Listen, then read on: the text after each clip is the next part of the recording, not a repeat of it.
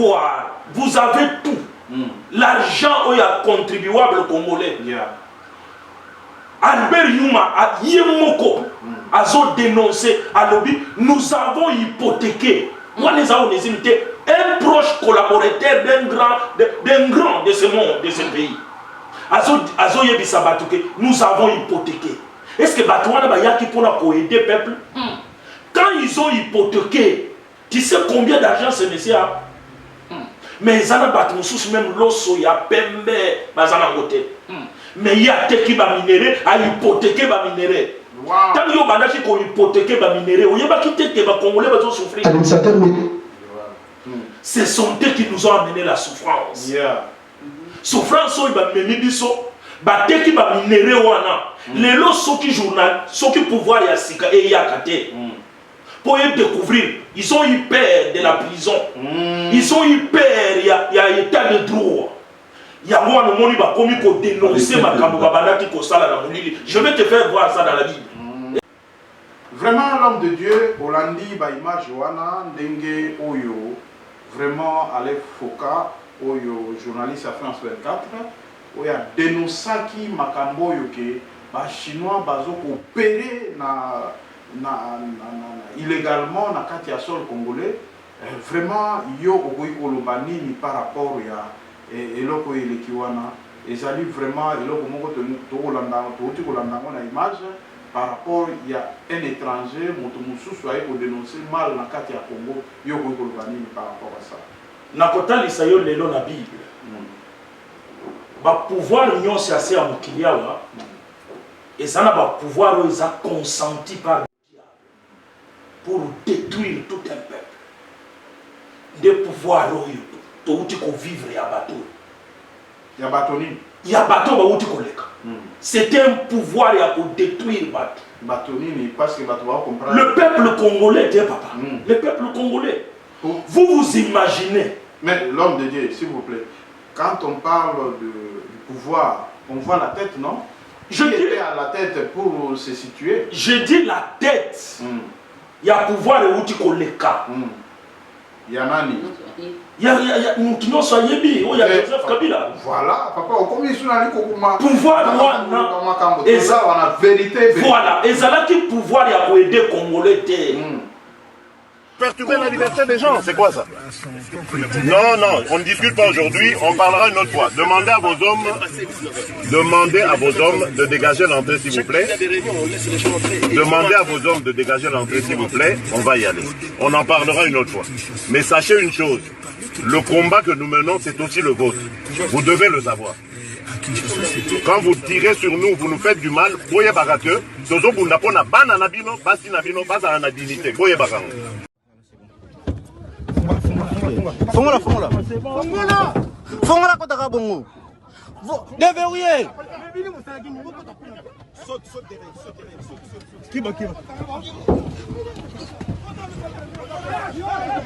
Benani.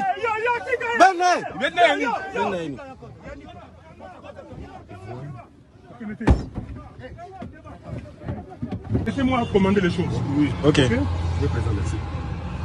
Ouais, c'est là. Ouais.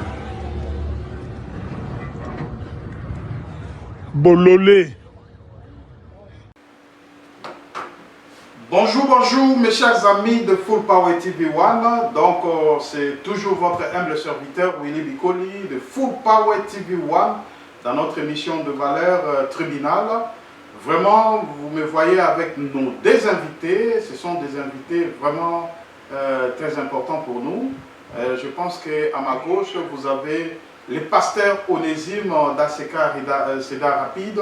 Et à ma droite, vous avez la servante de Dieu, Maman Claudine Nyangole Bikoli.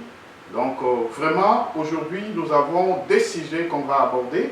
Donc, premier sujet, on va parler de la médisance. On va parler aussi de la jalousie. Et les hommes de Dieu vont nous définir qu'est-ce qu'est la jalousie, qu'est-ce qu'est la médisance. Et c'est tout au long de cette émission que vous allez vraiment comprendre certaines choses concernant ces deux mots, médisance et jalousie. Donc, sans plus tarder, nous passons à notre papa qui est à ma gauche, le pasteur Onésime Daseka Seda Rapide. Bonjour papa. Bonjour papa. Bonjour maman. Comment la famille, les beaux tes malades? Kimi ezali, batino swazana kimia, salimo mikolo, tekuta lisusu lelo, zamba pambola bino. Vraiment. Maman, bonjour. Ah, bonjour papa. Kimi ezali maman? Ezali, nzamba zobatela, nasepeli pe komona yo na papa on. Bonne nuit, Milulu et les Kakindeng. Ngolu na nzambe salati. Ah, ok. Malgré nga nazwaki invitation te. Wow. Nayebi te ezalaki mpona nini. Yeah, mais yo ozali moto andako, donc yo bakoki koinvite yo te. Tant omoni événement boy prochainement, il faut ya kapo oyo wana ezali ndako na yo. Ça c'est donc c'est ça. Vraiment mes chers amis, tozali wana tozokoba kaka na émission na biso ya Valeur na kati ya tribunal. Mes chers amis, kaka ndenge tolobaka bozo komona plateau oyo kitoko ndenge to décoré toujours pour na servir bino désormais na kati ya Iowa. Donc c'est vraiment une chaîne confirmée na kati ya Iowa oyo ezo couvrir l'événement ebele oyo to pesa bino pe information par rapport ya makambo ebele ndenge nini ezo ko leka na kati ya mboka na biso ezala awa bisika toza na kati ya États-Unis. Mes chers amis, toza na makambo mingi penda ya koloba par rapport ya makambo oyo ezokoleka na mboka, mais na kanisi na opportunité mosusu ekopesamela biso nde toko aborder ba sujet mosusu. Mais lelo tozokolobela makambo oyo etali médisance na jalousie. Vraiment servante de Dieu azali wana mosali ya Nzambe pasteur Onésime azali oyo balobaka bien par rapport ya ba situation etali makomi. Mais sans plus tarder, tokoleka na makambo oyo ezokoleka na kati ya est par rapport ya situation oyo ya donc exploitation illicite ya ba minerais na biso na est oyo vraiment epesi biso pasi quelque part komona ke mboka monene lokola RDC ekomi lokola passoire, donc ba étranger bazo coopérer l'État ayebi eloko te, donc ezoleka inaperçu. Est-ce que réellement mosala ya Nzambe makambo ezokoleka na est kuna vraiment tokotia audio parce que bon bandeko balanda tokotia pe. Je suis venu parce que je devais aller dans les territoires de Mwenga, à Kitutu et Kamituga. En accord avec le gouverneur de province, la FEC et toutes les parties prenantes intéressées, les coopératives, nous devions aller par la route. Finalement, on nous a déconseillé de faire la route jusqu'à Mwenga. Kamituga, on nous a dit, bon, prenez l'avion. Nous avons, Madame la ministre, affrété l'avion. Nous avons pris l'avion à Kavumu. Nous avons atterri à Kitutu. Pourquoi? Parce que, comme par hasard, la veille de notre arrivée, un pont s'est écroulé entre Kamituga et Kitutu, là où travaille une exploitation chinoise. Le pont a été bloqué par un camion et ils n'ont pas voulu dégager le pont. Et on arrive sur place. On nous dit, les Chinois ne veulent pas que vous arriviez là. Les Chinois ne veulent pas que vous arriviez là. Avec l'autorisation de qui vous allez arriver voir l'exploitation des Chinois qui n'est pas artisanale, qui est au minimum semi-industriel, si pas industriel. Nous avons dû donc demander aux pilotes de survoler les sites. Nous avons filmé.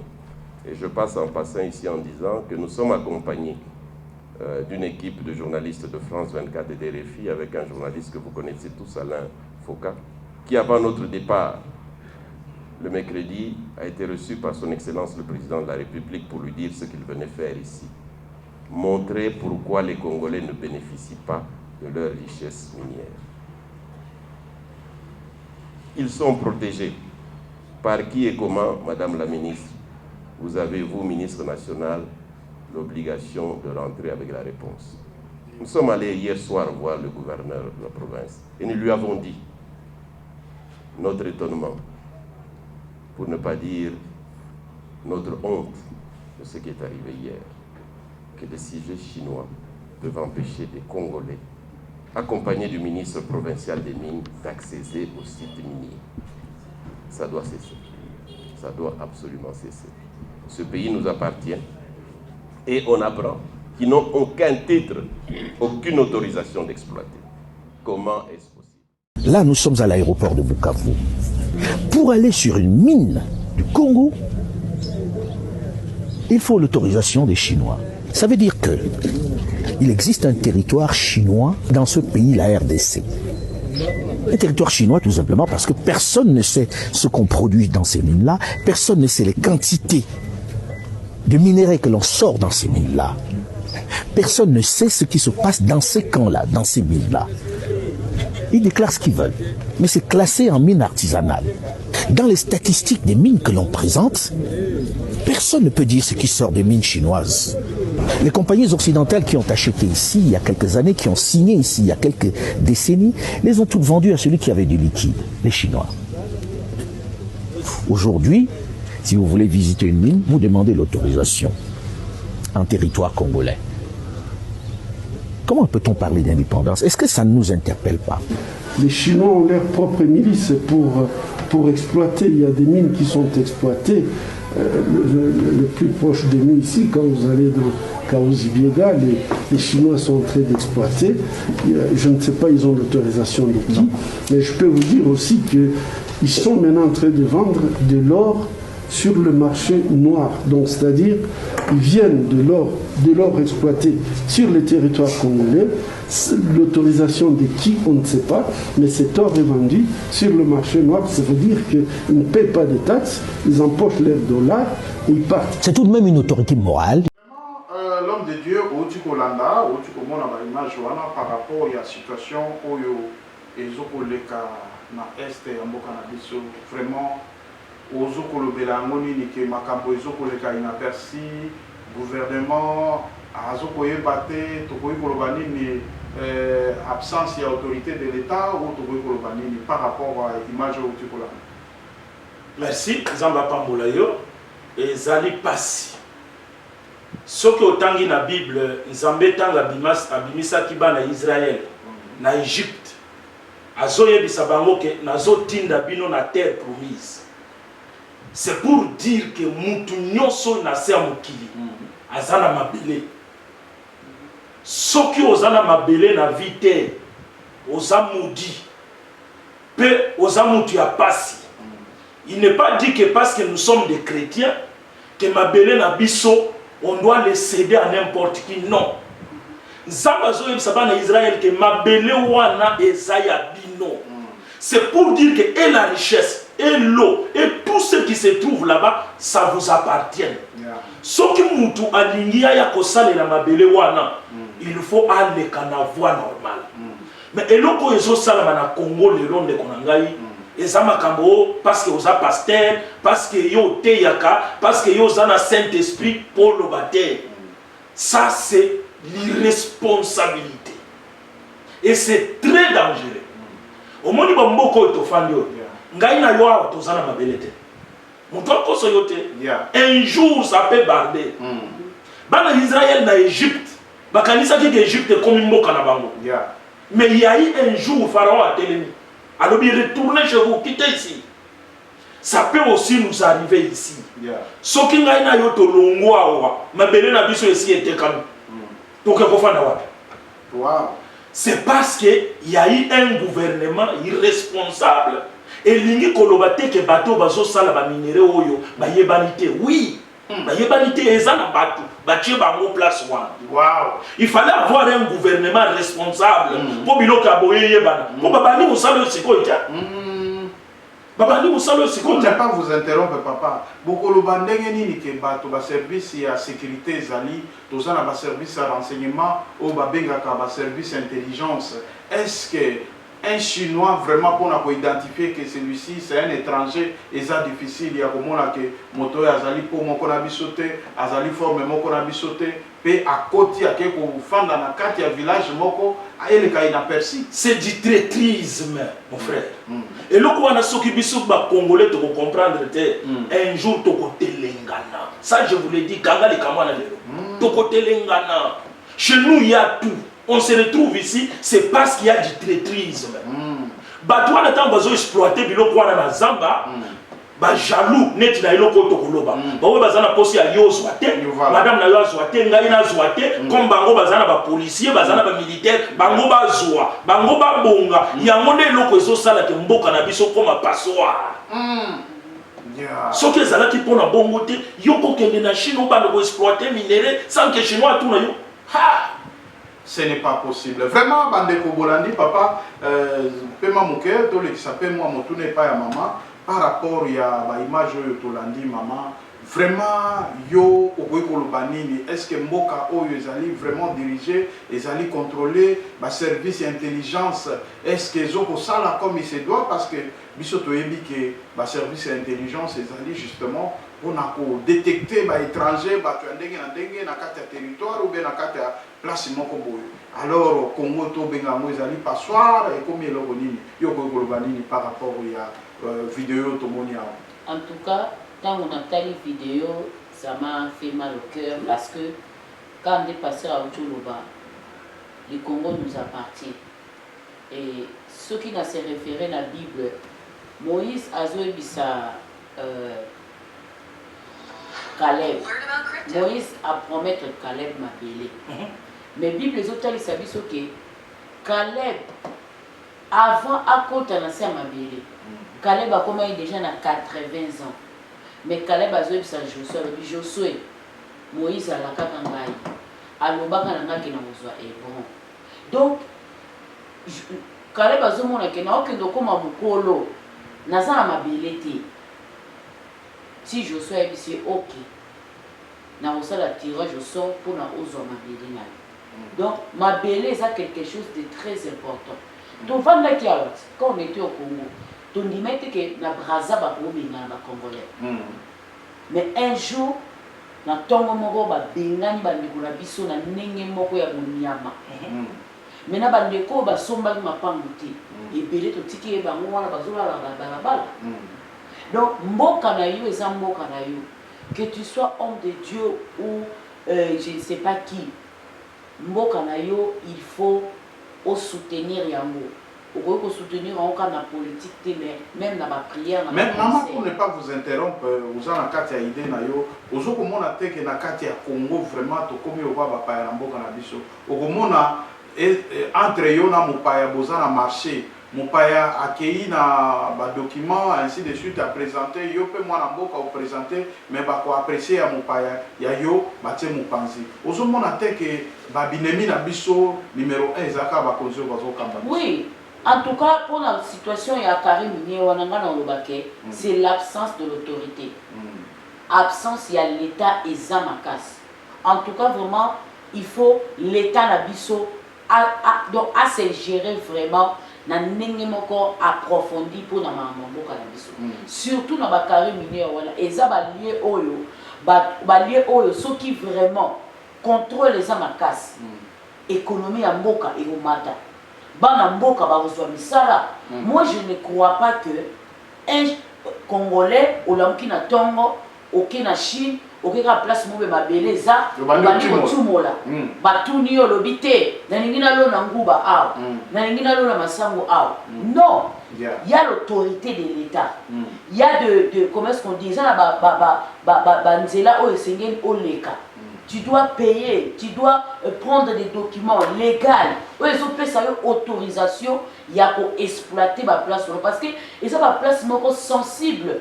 Bon, en un mot, tu vois que place yoba ke okuta bachinois oyo bazo ko exploiter donc frauduleusement terrain wana na espace ya 3 jours mais banzete et sili place wana na ndenge ya ko bachinois wana est-ce que tokoki koloba ke ezali en complicité na bakonzi? Oui, les complicité des pasteurs autour des actes traîtrises. Il y a des traîtres. Il y a des Congolais au bazan à 100 ya traîtrise mais ils n'aiment pas les pays. Balingambo kate, on n'a pas le temps de masquer ça. Ils n'aiment pas les pays parce que je ne crois pas que bachinois wana nde bazaki na Chine ba yebaki place wana, je ne crois pas. Donc il y a des gens au c'est bon que non, na cop auto sali, regardez telle place où on va exploiter, biso moko to va nous protéger bien. Voilà. Je sais sûr que ça fait beaucoup de temps ils vont exploiter place wana. Ba pour découvrir à moi à peine. Mais ils ont eu combien la place wana. Donc tozana ba Congolais oyo baza ba patriotes, ils aiment pas le pays. Voilà. Parce que au Congo le bakate on a ça Congolais 100% ngani na lingamboka, c'est faux parce que la majorité ya bato ba sablo kwana, ils sont des Congolais de père et de mère. Voilà. Vraiment maman, vraiment kaka logo yebaki ndenge nini tokoyi kokota na makambo yango. Question oyo pena eloko lobi wana eza très important. Est-ce que papa moto akobongisa Congo il faut azalaka moto de père et de mère? En tout cas, liboso na poser aux questions wana tokoleka na moi image moko ya moke comme ça bolanda boyoka. Et puis moto ya détecté bandeko ya miyibi wana bauti kosala makambo na nini ezali journaliste oyo auti mosika Alain Foucault. Oui, azali journaliste congolais ou akende ko découvrir opération ana vraiment et si pas si mingi na kanisi to Kolanda boyoka ndenge nini makambo elekaki parce que Congo ekoki ko vivre na kati ya ba comportement ya modèle oyo ezali mawa ezali vraiment mawa mes chers amis to Kolanda ndeko yo. Là nous sommes à l'aéroport de Bukavu pour aller sur une mine du Congo. Il faut l'autorisation des Chinois. Ça veut dire que il existe un territoire chinois dans ce pays, la RDC. Un territoire chinois tout simplement parce que personne ne sait ce qu'on produit dans ces mines-là, personne ne sait les quantités de minerais que l'on sort dans ces mines-là. Personne ne sait ce qui se passe dans ces camps-là, dans ces mines-là. Ils déclarent ce qu'ils veulent, mais c'est classé en mine artisanale. Dans les statistiques des mines que l'on présente, personne ne peut dire ce qui sort des mines chinoises. Les compagnies occidentales qui ont acheté ici il y a quelques années, qui ont signé ici il y a quelques décennies, les ont toutes vendues à celui qui avait du liquide, les Chinois. Aujourd'hui, si vous voulez visiter une mine, vous demandez l'autorisation en territoire congolais. Comment peut-on parler d'indépendance? Est-ce que ça ne nous interpelle pas? Les Chinois ont leur propre milice pour exploiter. Il y a des mines qui sont exploitées. Le plus proche de nous ici, quand vous allez dans Kaouzi-Biega, les Chinois sont en train d'exploiter. Je ne sais pas, ils ont l'autorisation de qui, mais je peux vous dire aussi qu'ils sont maintenant en train de vendre de l'or sur le marché noir. Donc, c'est-à-dire, ils viennent de l'or exploité sur le territoire congolais. L'autorisation de qui, on ne sait pas, mais cet or est vendu sur le marché noir. Ça veut dire qu'ils ne paient pas de taxes, ils empochent leurs dollars et ils partent. C'est tout de même une autorité morale. Vraiment, l'homme de Dieu, Olandi, Baïma, Johanna, Ndenge, Oyo, vraiment, Alain Foucault, Oyo, journaliste à France 24, Oyo a dénoncé qui Makambo Yoke, les Chinois, bazo opéré illégalement na kati ya sol congolais. Vraiment, yo okoyi kolobani ni par rapport ya eloko elekiwana. Ezali vraiment eloko moko to kolanda na image. Par rapport, il y a un étranger, Motomoussou, soit pour dénoncer mal dans le ya Congo, il y a par rapport à ça. Nakota lisayo lelo na Bible. Ba pouvoir union c'est assez à Mokiliawa. Et ça n'a pas pouvoir ils a consenti par le diable pour détruire tout un peuple. Des pouvoirs to uti ko vivre ya bateau. Ya batoni. Ya bateau ba uti ko leka. C'était un pouvoir pour détruire bateau. Batonini parce que bateau va comprendre. Le peuple congolais, Dieu papa. Le peuple congolais. Vous vous imaginez. Mais l'homme de Dieu, s'il vous plaît, quand on parle du pouvoir, on voit la tête, non? Je dis à la tête pour se situer. Je dis la tête. Il y a pouvoir et outil koleka. Il y a nani. Il y a Yebi, il y a Joseph Kabila. Voilà, papa, on dit pouvoir et ça on a vérité. Voilà, et ça là qui pouvoir y a pour aider Congolais. Comment un pouvoir, vous avez tout. L'argent il y a contribuable Congolais. Albert Yuma a Yemoko a dénoncé à lobby, nous avons hypothéqué. Moi les avons imité un proche collaborateur d'un grand de ce monde, de ce pays. Azo yebi sabatuke, nous avons hypothéqué. Est-ce que Batouana ba yaki pour aider le peuple? Quand ils ont hypothéqué, tu sais combien d'argent ce monsieur a? Mais ils ont battu même l'osso ya pembe bazana côté. mais il y a des qui va minérer, à hypothéquer va minérer. Tant qu'il y a des qui ont hypothéqué va minérer, il y a des qui va Congolais va souffrir. Ce sont eux qui nous ont amené la souffrance. Souffrance, il va mener du saut. Bate qui va minérer wana. Les lots sont qui journal, sont qui pouvoir y asika et y akate. Pour y découvrir, ils ont eu peur de la prison. Ils ont eu peur, il y a état de droit. Il y a moi, le monde va commis pour dénoncer ma camarade qui sala dans mon lit. Je vais te faire voir ça dans la Bible. Et ça, la Bible, les gens sans pitié. De pouvoir voir mon monarchie. Alain Foucault est allé découvrir Babylone. Ce qui va m'attaquer le colo et avion. Ce qui pouvoir y asika et y a kate pesa bango ordre. Bon survoler le colo. Bon tala qu'est-ce qui se passe? Est-ce que dans le temps, ça qui a les cabisso inaperçus. C'était les gens qui étaient là pour détruire les Congolais. Voilà. Mais Nzambe comme à la kate, les lots et zo bima. Il y a moi dans la Bible les zo le tout se paye ici bas. Même si tu te caches avant que tu meurs, Nzamba ko bibi sa yo. Mais tout l'andana no Alain Foucault parce que ni ça qui sont mon boulot. Donc, Tokolanda. L'aéroport de Bukavu est sur une mine du Congo. Il faut l'autorisation des Chinois. Ça veut dire qu'il existe un territoire chinois dans ce pays, la RDC. Un territoire chinois tout simplement parce que personne ne sait ce qu'on produit dans ces mines-là, personne ne sait les quantités de minerais que l'on sort dans ces mines-là. Personne ne sait ce qui se passe dans ces camps-là, dans ces mines-là. Ils déclarent ce qu'ils veulent, mais c'est classé en mine artisanale. Dans les statistiques des mines que l'on présente, personne ne peut dire ce qui sort des mines chinoises. Les compagnies occidentales qui ont acheté ici il y a quelques années, qui ont signé ici il y a quelques décennies, les ont toutes vendues à celui qui avait du liquide, les Chinois. Aujourd'hui, si vous voulez visiter une mine, vous demandez l'autorisation en territoire congolais. Comment peut-on parler d'indépendance? Est-ce que ça ne nous interpelle pas? Les Chinois ont leur propre milice pour exploiter. Il y a des mines qui sont exploitées. Les plus proches de nous ici, quand vous avez quand ils ont dénoncé ça, ils ont failli mourir. Je ne sais pas, ils ont l'autorisation ou pas. Mais je peux vous dire aussi qu'ils sont maintenant en train de vendre de l'or sur le marché noir. Donc, c'est-à-dire qu'ils viennent de l'or exploité sur le territoire congolais. L'autorisation de qui, on ne sait pas, mais cet or est vendu sur le marché noir. Ça veut dire qu'ils ne paient pas de taxes, ils empochent les dollars et ils partent. C'est tout de même une autorité morale.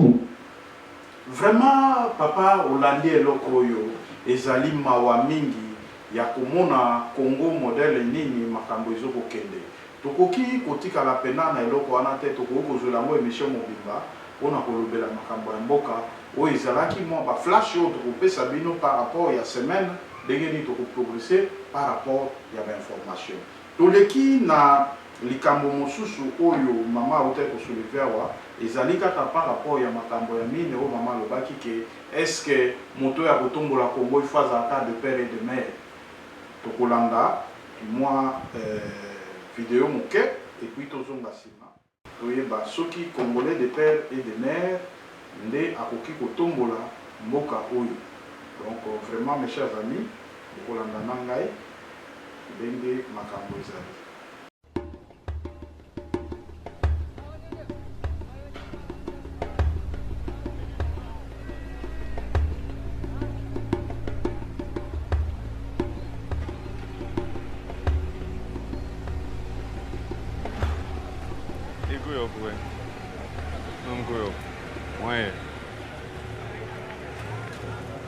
Yo chef yabo. Grabe à toi.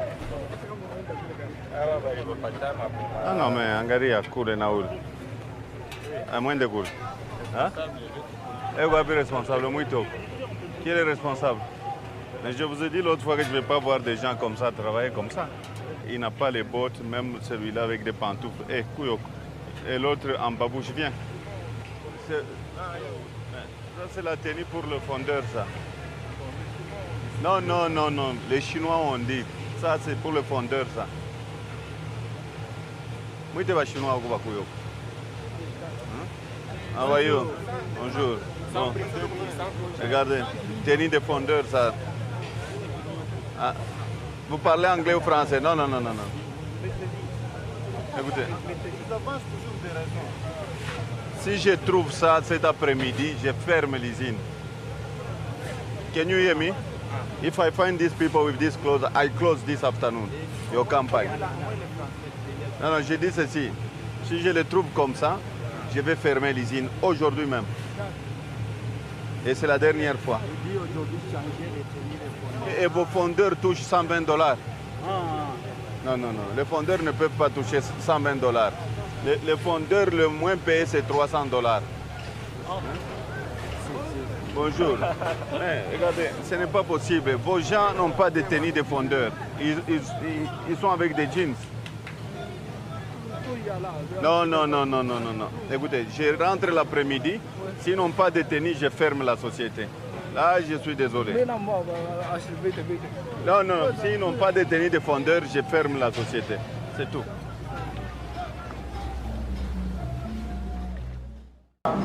Vraiment, Bozo Kolanda, Dengo Tolobaka, le père de mère, n'a une vidéo Oyo et Lingi Kolobela Binonini par rapport à le père de mère. Maman Yoko par rapport à la vidéo. Bon, dans la vidéo, c'est clair. Tout le monde va sujet chinois. Comment est-ce que Baza pour maltraiter les Congolais? Bazo maltraiter les Congolais, Bazo faire travailler. Comment on a bilili hein? Bazo fouta bango mbongo et koki na msala ba osala. Voilà. Donc c'est vraiment malheureux, vraiment ça fait mal au cœur tant que on le bela quoi. Mais moi je dirais que problème il y a de père et de mère, ils ont problème encore ils ont tellement monnaie. Pour aussi ça m'a les loter. D'une part, à ce qui concerne ma belé et c'est un à mon mboka. Voilà. Pour na vraiment na souci à mboka. Pour na à préserver parce que Babylone on a même peur il y a autre étranger. Voilà. Donc quelque part c'est bien, quelque part c'est mauvais, mais il faut se côtoyer comment est-ce que pour balancer. Problème il y a de père et de mère wana et koki koleka même député na biso na parlement bon ils doivent voter bien sûr réseau l'Obama na biso ba peuple congolais mais il faut ils ont vraiment mon salamon ma casse parce qu'il y a aussi ndeko na biso baza 50% congolais 50% ba étrangers baza la mboka ils travaillent pour l'intérêt du pays baza pe ba patriote ils travaillent bien. Est-ce que maman yozo comme on a fait pour ne pas vous interrompre dit quand le père et de mère même ceux qui le père et de mère batie bango na tête ya mboka que makambo yo kanisi bandeko ba ko détruire na est kuna en complicité na ba chinois ce ne sont pas des Congolais. Bon yango ce qu'on la ninga madame pour comprendre que des pères et de mères ils ont vraiment yango tende mutuko ma changement na boka na biso selon moi pour moi ce sont des hommes et des femmes responsables. Parce que Congo, ce n'est pas le problème du père et de mère. Non, ce n'est pas une justice équitable, parce que quelque part, la justice de deux poids, deux mesures, non, je ne parle pas de la justice de deux poids, deux mesures. Moi, je parle de la problématique, il y a des pères et des mères. Mais normalement, toujours le problème, il y a le père et de mère, et cause à peu influencé par rapport à la justice, parce que la justice élève une nation. Sans une justice, non, ce qui est de père et de mère, wana oyo et pour comment est-ce qu'on dit qu'on privilégie les sous pour affaiblir les autres, là c'est mauvais. Parce que il y a nos frères congolais au bazar 50% bazo travaillent pour l'intérêt à Boka. Et par exemple le défunt Mamadou Ndala, il était 50-50, mais il est mort pour la patrie, il est mort pour le Congo. C'est vraiment un patriote. Et exemple ça est belé mais tout ce cas il y a Mamadou Ndala mais il y a un lobby au-delà de pères et de mères na lobby que le problème du Congo pour notre comme la Babylone parce que tu vois que le monsieur Moïse Katumbi a sur la chinois mais chinois sont là congolais donc ça on l'a dit bien injonction et pas. Donc les Congolais wana azo protéger. Yéne mta protéger bango parce que les ça le quoi yo ba le bano le kan ozoto la musela veut dire yo lo loba. Makambonde. Yo lobe la biso. Donc on comprend que moi je sais pas au-delà du père et de mère Congo et un poussé à ba homme responsable. Parce que bateau yo ba osala makambo wana la majorité baza ka ba Congolais 100%. Au mona ba pesi mbongo pour accéder une partie. Voilà. Bandeko comment tellement de papa biso toko ko tikala wana tene loko wana ko pesa pe maloba moke na papa par rapport eloko wana papa yo ko pesa makanisi ni par rapport ya situation oyo yo moni awa ya ba Congolais o bazo ko lobake les Congolais de père et de mère yo moko landi na vidéo que chinois zo ko tala kaka Congolais de père et de mère pona alobelaye ça veut dire que batu oyo bazo ko Boma bande ko na bango Congo ou ba détruire Congo les aka ba Congolais yo ko ko bande. Bon, conception wana ya de père et de mère. Ezali conception na 21e siècle ezala place na côté. Ezali conception ya kolobake il y a des postes des responsabilités na mboka oyo étranger à cause te. Voilà. Ça c'est clair. Ouais. Ngai na yo net ngai na zo sala na Tyson.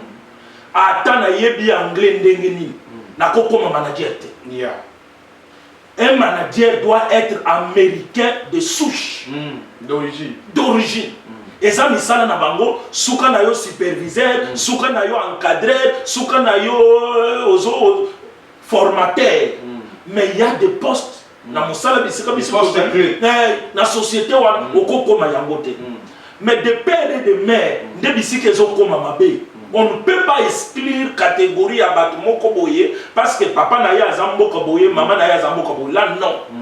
Nous avons besoin de tout le monde dans notre pays. Nous avons besoin des Chinois, nous avons besoin des Américains. Mais il y a des postes pour accéder à la place Wana. Il faut ça la Congolais de père et de mère. Bon, si papa, le logo le Wana est important, mais quand là que les logo bateau ou bomi Congo bazalika de père et de mère. Mais tant que nous sommes exemple oyo tikolanda awa moto yo aza ko sanctionner ba chinois aza de père et de mère. Mais tant que nous sommes à mon humble avis je trouve que eloko oyo ko régler problème wana ezali justice. Ça veut dire que avoir une justice forte oyo que justice peut ezoko punir bato quel que soit étranger, quel que soit mwana mboka. Donc, en ce moment-là, il faut que ça somme que Mboka Yabato est en Mibeko, tout en respectant les règles de ce pays pour que non, ma belle la maïté. Au moment où il n'y a pas d'abisso, l'oko est au sala que benga bango expatrié, Congo ezalika Kamboko yo, bazoko embellir, ba combo de façon que atténuer moi or que biso awa to benga expatrié to benga étranger. Donc ça veut dire que ces étrangers là au bazan na sol congolais kaka ba konzela biso ba komisa ba momi tout makasi. Yo ko ekoloba boy chinois zo ko bana yo obetanga le ki pona nini chinois beti congolais pe abengi général a eko défendre ye. Vous avez rapport eloko wana papa biso na économie eza faible mboka ezali na organiser te toko makaka na ba loi toza ba champion ya ko voter ba loi eloko moko ezoko sala mate seulement malgré une gratuité ezali mais tant mosusu qualité ya malonga ya enseignement ezali te bana bazokende na ba école enseignement malonga ezali te donc ozomona ke toza na ba problème ebele est-ce que pona yo komona ke bato ebele bakomi koluka ko se faire valoir sima ya ba loi na voter loi o mosusu yote ko bima ya libala awa l'état a komi kotia miso na kati ya libala komi lokola eloko moko to considérer yango lokola par exemple na koloba nini ba violer principe biblique makambo ebele parce que libala eza sacré ezali eloko ya consentement ya moto soki ekomi ke l'état akoti kuna mpona koloba ke yo soki olekisi fiancé esali une année ou quelque temps carrément moi je suis en train de porter plainte voilà donc des lois comme ça par rapport à la situation yo ko koloba ni toza na poste ya justice la justice élève une nation mais il y a des postes na mokili mobimba ngai ndenge toza na yo awa quel que soit français ou anglais ou zanango, tu ne peux pas devenir président de la République. Oui, ça c'est connu, oui. Ba poste wana, pour na bana mboka, ba pesa bango. Mais si c'est un traître, ngai quel que soit qui bon zambé to zanango, la peine de mort, nga na pouvoir kango. Pour nous nous avons prouvé encore. Oui, et ça la Bible. Et ça lit la Bible. Pour les noms Bible les andam. Sauf que tu as qui la Bible mobimba. Nzambe atindi bana na yeboke de boko na mboka ya ai. Pesa bango passage. Bo détruire mboka ya ai. Madame aye makamo na zolo. Ba ke po ba détruire mboka ya ai. Mutu moko aibi. Bantaba bangombe abombi biloka mafuta aibi or abombi. Nzambe akendaki na ye na 4 chemins. Nzambe azui ko banda bakoko na ye na batu nyos, ils ont été brûlés. Wow. C'est dans la vie. Ah, pour la servante de Dieu, makambo yo mosala nzamba zokoloba. Ya kendeke na suka ya passage biblique au kondo la biloko e batama ou bezandengeni. Est-ce que le kambo est biblique? Il y a un livre à Josué. Maman, le baba ndeko ba olanda okuna. Il y a un livre à Josué. Na livre à Josué. Makambo yo ke nzambe donc a silisi libota mobimba par rapport ya acte moko posé. Seigneur Jésus. Bible eza bandeko yo batanga. Eza na Josué chapitre 8. Ya tangela na biso to langa ngo. Tangela biso monano. Nano, Josué chapitre 8 au Liloba Nzambe nde bile na biso.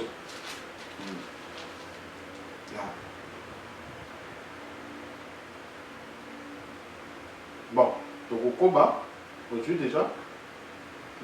Papa Lobanazo, verset dans le chapitre 8, la bataille des Haïs. Voilà. Mais bandeko bozo kolanda ndenge makambo ezo koleka ezali pasi. Maman, attends, on va à 3, on va à 3. Josué wana ka 8. 3 je crois. Congo ezali mboka na biso bandeko. Ce que moni ba expatrié ou biso to benga expatrié a ba benga ba étranger. Donc bazo saka na biso parce que ba konzi na biso moko bazo ko pesa biso valeur te. Douane eza plus cher dans le monde ezali douane ya RDC. Congolais, bozo komona ba chinois, ba indien façon bazo ko faire souffrir bandeko na biso na Congo, eza na bandeko mususu kutu voire même kokende ba petit besoin moyen sala ngo ezali te bazo ko ebisa il faut ça na bidon parce que ce qui OK petit besoin okoki maneloko okosala boy vraiment esclave na Angola, pardon papa, esclave na Angola, esclave na RDC finalement place nino tokoza na Kimia. Vraiment bakonzi soki boza vraiment la souci na yebi que ba effort ezo ko salama mais quelque part boye baka pasi ya congolais maman ko yotanga ce que promis ce chapitre 8 abandana quel bandata 18 hein pour tous les cas makambo ebele. Alors l'Éternel dit à Josué, pointe les javelots que tu tiens à main en direction d'Aï, car je vais la livrer entre ton pouvoir. Josué pointa le javelot en direction de la ville. Aussitôt les hommes qui se tenaient en embuscade se jurent de leur cachette en toute vitesse et se lancèrent vers la ville. Ils y entrèrent, s'en emparèrent et y mirent le feu. Lorsque les hommes d'Aï se retournèrent, ils virent la fumée qui s'élevait de leur vie dans le ciel. Ils n'eurent même plus la possibilité de fuir. Toute retraite d'un côté comme de l'autre. Papa, Soko Tangi Josué, chapitre 8, Mobimba, Potokati. Il faut occuper Mobimba. Okokitana se, Okoyoka Tenzambe Tangatindi Banana Yé. Bokende ko conquérir aïe, apesi bango ba condition. Soki bokoti na mboka wana, bozwa mtabate, bozwa memete, bozwa Banana premier verset. Et ça histoire nous l'a eu. Tant nous bakei bakomi kuna. Mutumoko, Mouibi, c'est pour vous dire quoi? Un voleur qui est congolais de père et de mère a trahir Bino. Bible Pessin Zela Yakos Tumba. baye. Donc mon anti Mobutu. Vous comprenez? Il a exécuté la Bible. Bana Israël bakei ba kufi na mboka wana parce qu'ils ont volé. Josué, Zamba c'est Josué, il y a quelqu'un parmi vous qui a volé. Zamba benga chaque tribu. Babani ko benga tribu par tribu. Clan par clan. Baye ko trouver que il y avait un voleur au Ibaki Biloko. Josué azo yebisi ndeko nanga ya yo kumisa Nzambe yakana yo na bakoko na yo batumbaka bango mobimba. Nzambe a permettre. Il y a d'autres Congolais chez nous. Hein, mon frère? Il faut les lapider. Parce que ce sont eux qui sont en train de trahir le pays. Aux Congolais de père et de mère, si au poste stratégique, au trahir en gros, vous le brûlez. Ce n'est pas un péché, c'est dans la vie. Mais l'homme de Dieu, vous ne voyez pas que on est dans l'Ancien Testament ou le Nouveau Testament? Papa, que Bible yo, mutu akoma ngo eza makanisa mutu eza Nzambe. Donc même makambo ancien ou Nouveau Testament. Eza Nzambe. Tozo salela ngo pona. Ah, tozo salela ngo. Tozo salela ngo. Vraiment bandeko. Donc vraiment bandeko biloko pasteur Onésime abimisaka ezali biloko yoke epesaka pasi. Mais ndenge nalobaka ke biloko ya bikuwa kopesa ngo na bana mokete ozo komona basali ya Nzambe ndenge bafandi justement mpona kovérifier makomi kotanga makambo oyo peut-être bino boyoka te Bible eza monene. Pasteur Onésime akendeke na bakwa ya Bible bisiko bato batika yaki kodécouvrir biloko mosusu ebatama nakanisi eloko alobaki meme nga nazalaki étonné ya koyeba ke ndenge nini Nzambe akoki autoriser peine de mort. Est-ce que massacre et salimaki wana na koko le bandenge Nzambe a décidé qu'il exterminer Batouana et yamonde ezo ko pousser yo ou accorder peine de mort? Ngai na ezo pousser ngai na question tuni. Ozoloba ke est-ce que na ba Congolais de père et de mère bazo trahir te? Ils sont en train de trahir. C'est lui qui a trahi Israël ici. Il était de père et de mère. Mais Nzambe azotinda bango na bitumbe stratégique. Pour bokende na terre promise, vos ennemis sont en cours de route. Bino tango avant boleka, muto a côté le mele bino. Bobo maye. Mais muto a côté que le bino nzela boleka. Mboka ya ayezala ki muke. Bana Israël ba uti koleka ba mboka minene. Ba komi na kamboka muke Josué même azo dénigrer mboka na lobia baza muke bokende ka batu muke. Na avec des conditions. Tango accueilli, bomi bango wana, Nzamba permettre basilisa batu wana. Toi tu es en train de trahir notre pays. Tu signes des contrats illicites. Oso signer mikanda po génération sous souffrir. Ya yo bana ba yekotanga na États-Unis. Muti aboy si vous le brûlez ça ne dit absolument rien. Wow. Ça ne dit absolument rien. Mais maman to zonge pa na yo par rapport eloko Mosala Nzamba azokoloba que bateau modèle il faut peine de mort pena que non va brûler. Est-ce que yo étant que servant de Dieu aux autres hommes na lisonimi est-ce que likambo eza ya Nouveau Testament ou bien ezali makambo ya Ancien Testament? Bon, eza Nouveau Testament, eza Ancien Testament, eza maloba na Nzambe. Eza maloba na Nzambe awa ezali désobéissance na traîtrisme. Donc cela veut dire bino bobimi na Égypte bozo ke na terre promise bozo tambola selo maloba na Nzambe. Dans Nzambe alobi boke na mboka na boke na mboka na bobunda bozo ntabate so sauter eloko te Nzambe ayebi pourquoi. Alors tant yo désobéir. Mais maman, il faut châtiment et pour ne pas vous interrompre, mais tant nous surtout banner pour moi dans la carte il passage biblique Nzambe akokai ko s'adresser na bato wana mais tant nous surtout s'adresser na bato nyonso te groupe ya bato oyo bazalaki na mission bien déterminée et comme généraliser ndenge nini kasi n'époque na biso.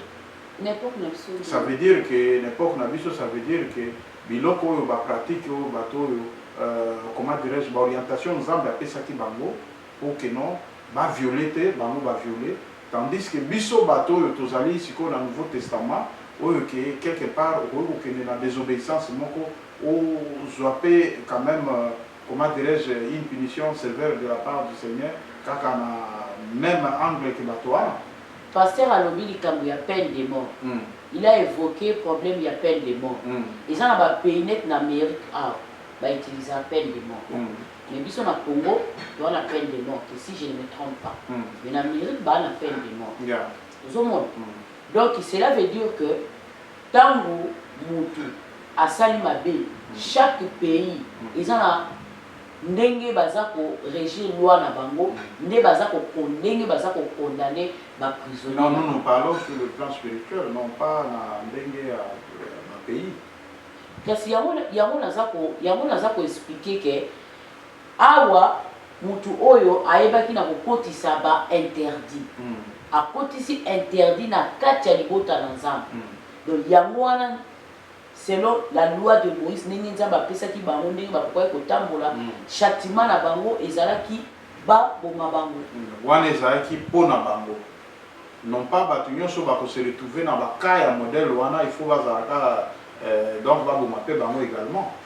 Ça veut dire net il est là le toujours baké moto penda un Congolais de père et de mère ake a tekimboka na bapaya azumbongo adondu bana na baza États-Unis ndenge mosala ya Nzambe alobi bo moto ya modèle wana akoki ko bénéficier na châtiment ya modèle wana ya bana te na moya lelo châtiment wana eko sala mabongo te na moya lelo omoni na temps wana Israël azaki dirigé par Dieu bamboka na biso eza dirigé par Nzambe te ozomona. Il faut que symbole bien la biso eza dirigé ndenge Israël les a quittés parce que dans temps wana Israël les a dirigé par Dieu mais Dieu choisissait quelqu'un au yazaki à la tête pour encadrer peuple naïe mais dans temps actuel tous en ba élection tous en ba élection ils ont ça na ba mboka et ben élection mususu ils ont la contester l'élection mususu ils ont la par force mais toujours dans la Bible maman il y a mon dans le contexte oyo donc qui ko comparer à moti pour moi donc ko comparer à moti pourquoi parce que les autorités au Baza actuellement sur au Baza pour œuvrer dans le pays mingi bokonzi na bango et outil na Nzambe te. Wow. Donc ça veut dire que Baza pour représenter quand papa na bango au misala ya tata na bango ya maseke parce que moto yo azangi bolingo ya komona Nzambe te. Donc ça veut dire même que justice manque ya amour ya mboka ezali pe ba signe ou ba symptôme ya sorcellerie. Et ça va signe mabe manque ya mot. Ils a traîtrise mais ils a mabe. Ils a malamuté. Prenons l'exemple na moya lelo. Nzambe nda zaboye ayebi ba magistrat. Ayebi musala ba, il reconnaît le travail des avocats. Il reconnaît le travail des magistrats. Il reconnaît la loi. Parce que lui-même quand on lui a dit que est-ce qu'elle devant nous payer l'impôt, il a dit quoi? À Dieu ce qui est à Dieu. À César ce qui est à César. Donc les choses de César et de Dieu, on ne peut pas mélanger. Ce qu'on doit donner à César, vous êtes obligé de donner à César parce que vous êtes sous le régime de César sur la terre. Voilà, j'ai bien compris maman, bien dit. Mais normalement, et là qu'on dit nous pour retenir que normalement la punition on sait les ensemble de mais il faut pas que normalement il faut peine de mort par rapport à mais la mboka comme moi je vais dire par rapport à mboka sur le plan biblique vous êtes en train de comparer ngai soki na même bino na mokili bino bozongi singa na Bible poto mais ka ko éclairer bato soki bino bo rejoindre nga complètement la mokili to ko s'embrouiller donc ça veut dire que binga na zolo boya mokili bino bozozongi sa Bible est-ce que bibliquement na comprendre question non très bien on dit que moto a trahi mboka ndenge bato bazo trahi pour na makambo bakare voilà est-ce que azo mérité ba tumba libota na ye c'est ce que voilà bon na moya lelo ba punition eza ebele eza ka ba ko tumbe te mais tant ba tie mutu peine de mort ba ka tie moto c'est la même na ko tumba zomona eza ka ndenge moko non mais tout se comprendre te nazaka satisfait ça veut dire que koloba ko tumbate ko boma moto bato wana baza bato mais la peine de mort c'est tuer quelqu'un mais écoutez peine de mort ezali eza un processus non ça veut dire babo ba peine de mort musu babo zo bino bakena bino ba fusiller bino musu peine de mort donc aux en emprisonnement moko à vie voilà Donc, aux autres coups, petit fait. Prisonnement à vie. Et autres, ils ont peine de mort, peine de mort quand le lobby, soit battu dans la chaise électrique, c'est ça. Donc, et là, on passe à lobby, et ça, il y a gravité, que Nathan, on a bandé pour brûler, Nathan, où il y a la peine de mort. Bon, d'après le bateau, il va au sala, il y a un bébé sans quitter un boca, bazo mérité tout mon nez. Bazo mérité, si, ce qui, selon, comment est-ce qu'on dit, selon, comment est-ce qu'on dit, non, n'a pas collaboré ma foutate. Selon, comment est-ce qu'on dit, infraction ou ta salle. Chaque infraction, ils ont la peine en haut. Les infractions, ils ont mérité une année, ils ont 10 ans. Tout le monde va mériter 20 ans, va mériter peine de mort. Mais il y a des gens au pays, ils ont mérité peine de mort. Et dans les petits bateaux, ça va massacre. Mon continent a Tingi, a ordonné de massacrer bateau. Il y a des charnières, il y a des places où il y a des bateaux. Il y a des découvrir bateaux, il y a des peine de mort. Ils ont mérité par rapport, il y a gravité, il y a une faction. Voilà, Tozongi et pas l'homme de Dieu, pasteur Onésime, Abimisaga Biloko et Batama la carte la Bible. Il faut vraiment beaucoup de la Bible, bien pour beaucoup de la Bible. Ngai nandima kite na bilom de Dieu à cette fois-ci pena et logo bimisi eza pena makanisi na yo mais na ye omona mama tangeli biso ke nkolo Yesu Masia a tombokelaki bato oyo ba désobéissaki pe a exterminé bango famille mobimba tomoni yango na makomi mama oti kotanga l'homme de Dieu est-ce que d'après yo eloko nini bandeko bakoki koretenir oyo tozo kobenga bango ba loup-garou politique les loups-garous politiques oyo baza ko se transformer tango aye pona ba vote akoya boye o bo voter nga na kosala boye une fois akomi kuna donc loup-garou abaluki akomi ko engager ba chinois na clandestinité oteka mboka na ndenge moko ya kosakana te yo ko koloba ni conseil moi moke poto le kalo mususu na ndenge na compléter les kam madame alobi poto kotika yango ndenge wana dans le Nouveau Testament la peine de mort ezalité ya koboma mutu kobeta ye masasi tango bazo katela mutu madame abanda ko terme wana peine à perpétuer c'est-à-dire que au komi koufela na prison c'est déjà la peine de mort. Ils ont appliqué la Bible selon le Nouveau Testament. Tango bazo katela mutu akomona lisusu libanda teti akokufa c'est ça a des rapports avec ce qui a été fait dans l'Ancien Testament. C'est une peine à perpétuer, ça veut dire peine de mort. Yo komona ka lisusu libanda te mokolo komona libanda les amu kolo bazo ke kocha yo na cimetière. Donc les gens kwa moto fani na kati ya prison ozelaka okangamisu. Voilà.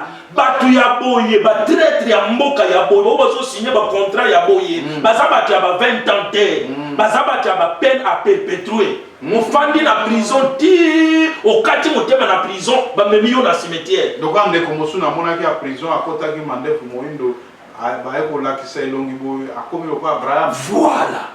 Batu ya ndenge wana. Pona ni par rapport ya ba acte ya posé yango no mona ki nzambe na Ancien Testament alobaki botumba bango pour génération ya bato yo ebima lisusu na motilité. Donc trace na bango etikala bamona kango lisusu te nde biloko tolingi sikoyo mutu ya boye ateki mboka ateki mabele yazwa mbongo wana ali yango te mettez-le en prison pour toujours. Donc pasteur Onésime yo ndenge oza d'accord que Fachi Beton soki alobi que peine de mort penda izonga na Congo par rapport ba loup-garou le gouvernement, et ça nous a ceux qui va député nous appuyons ça. Non, j'appuie ça. C'est vrai? Oui. Pour nous nous appuyer en gros. Nous avons appuyé en gros. Mon frère, totalement quand un jour. Bazo yebiso ke bateau yo ba utina lisanga ya inceste. Nzamba tika ki bango te landa génération na bango mobimbo ke yo bali ma les réseaux landa yo. Nde ba peine à perpétuer yango Il y a aussi la mort physique. La mort est zakaka liwa ya muto akufate. Il y a aussi la mort spirituelle. Mutu ya kufi spirituellement pour bloquer ye makamuno. Voilà. Pour bloquer ye na banzele nyonso akomona libandete, c'est-à-dire na physique, na moral, na spirituellement, il est déjà mort. Dans le banete motabe ici social en États-Unis, il n'y a pas peine de mort. Les appels de mort, on s'en a té, on comme kotambola bitambola tambola. C'est quoi yo lingini? Il faut qu'abakata yo mutu, et ça déjà peine de mort. Menaçance mususu. Mais batiki yo moko mikata mutu. Mikatena mutu yo moko tambila mbe bunzukele yo. L'homme de Dieu, bozo landa pasteur Onésime, donc vraiment ndenge na yebi sarabino, asala nzambe soki oke na komba Onésime, donc azam moto yo, azan eloko mususu. Donc vraiment na yebi Onésime mususu na Kinshasa, moto kaka ndenge oyo na yebi te soki babota maki libota moko, mais vraiment identique, agressivité na makambo nzambe. Donc soki ke yo oza ko se préparer na ndenge ya malamu te, vraiment pour comprendre makambo ezate. Pour ya kota katina Ancien Testament, à koti na Nouveau Testament, donc Bible on a yé à kota ka sans barrière. L'homme de Dieu, pour to koba na émission ndenge toujours ko kende. Toujours ko likasiko na makambo susu. À moins que vous avez un loka suka ko ba ko na moni sa moi signe. Auto kota na moi loko moko susu rapidement. Papa. Mutoyi bi 280 millions de dollars. 280 millions. Ce qu'on calcule mon wana, et qu'on somba avion, et que somba bateau, et qu'on engagé bateau na musala. Ça c'était méchant. Un tel monsieur, peine n'y a pas besoin. Au pays 3 ans, à Bimalibanda. Mais si quoi papa, ce que tous mon ami l'opinion sur le sala, aux mon attaque absence totale et autorité de l'État. C'est ce que nous voulons maintenant que l'État n'a l'État c'était si la justice de Madame Adobaki. Nzambe c'est un homme juste. Lui-même Dieu c'est la justice. Il y a moins de monde qui a pas sakana na Israël te. Au sakani pas abeti. Merci quoi papa pour ne pas vous interrompre. Donc au monde qui bande combien bazo déclaré monsieur bazo comme la biso pour le baquet full power TV full pelo bakali kamboana toujours au monde qui justice est comme instrumentalisé dans Congo et comme justice sélective. Ça veut dire que bateau bazana pouvoir baza protéger tout le monde qui peut atikala qui kola la temps en prison mon colomon côté Augustin Kabouya s'il vous plaît donc boye baquet biso apé moi Makambeleke belé, donc vous comprendre, donc Augustin Kabouya, atikali kolala na prison te.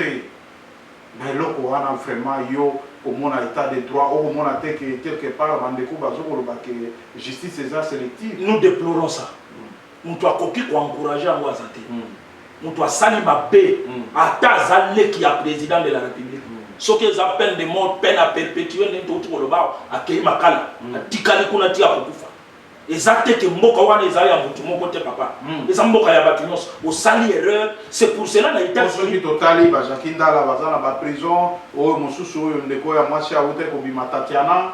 Nous déplorons tout ça. Donc ce que moni bandeko oyo ya pouvoir bakomi na audace, bakomi na orgueil, bakomi osala makambo na nko, mais moto akotrake bango te po leur temps favoriser. Leur temps arrive. Au moment où ils étaient aussi puissants dans le régime qui vient de passer. Yoko Simba, Boucha, Bounaseri, c'est mon frère. Yoko Simba, Matata. Les noms Matata, ils ont azolé. Même Bango Orgueil, une autre personne arrive dans 10 ans, dans 5 ans. Nous déplorons ça. Moutounyoso a punition selon ce qu'il pose comme l'acte pour que le pays avance. Pour que le pays avance. Les hommes ont parce que yo, Ozaya IDPS, parce que tu es de cash, il faut ça la bêtise, ton collinga bêtise. Même si les acteurs tellement banana, ton tchabango na mikongo, ton tellement bango. Donc journaliste a pour le Bamabé à gouvernement te baté maboko. Bocheye maboko soko bozana raison te botikaye. Botikaye. Tolingi influence ya justice te. Biloko wana tang bino bosala ngo. Ba mususu bakoya, bakozongela bino yango, ba musu moke kotonga mate. Vraiment kotonga mate. Mokonzi mboka na kanisi ya kolanda biso pe a ozozwa makambo yo ezaka banalise tozosala par rapport ya ndenge mboka ezokotambola parce que mboka yo ozali tata ya mboka mobimba ozali kaka tata ya baluba te ya banini te mpo makambo yango bazokoloba tolobaka te oyo ezali ya bapartenance kolobake nga naza moluba nga naza mokongo me na misala en tout cas tozokomona ke makambo oyo bino bozotelemela ezokomonana bato oyo baza traqué bazaka oyo baza libanda ya pouvoir alors ce n'est pas bon toyoki mpe na kati ya bamakambo bakomi kosite bandeko mosusu bapoliticien oyo basungaki bango bazwa bamajorité ya bamakambo bakomi kosite bango par exemple bahonorable Bahati bakomi kosite ki aza na makambo ya bamine bon soki ezali ya solo justice asala mosala na ye biso tokoki koloba te ke soki nini mais toutefois ozomona te ke quelque part balingi baétouffe justice po biso tozali awa toza na baimage toza na makambo nyonso tokoki kolakisa baimage mosusu vraiment ekopesama mingi ya perturber la liberté des gens, c'est quoi ça? Non, non, on ne discute pas aujourd'hui, on parlera une autre fois. Demandez à vos hommes de dégager l'entrée s'il vous plaît. Demandez à vos hommes de dégager l'entrée s'il vous plaît, on va y aller. On en parlera une autre fois. Mais sachez une chose, le combat que nous menons, c'est aussi le vôtre. Vous devez le savoir. Quand vous tirez sur nous, vous nous faites du mal, boye barake, tozo bundapona bana nabino, basi nabino, basa na dignité, boye barake. Perturber la liberté des gens, c'est quoi ça?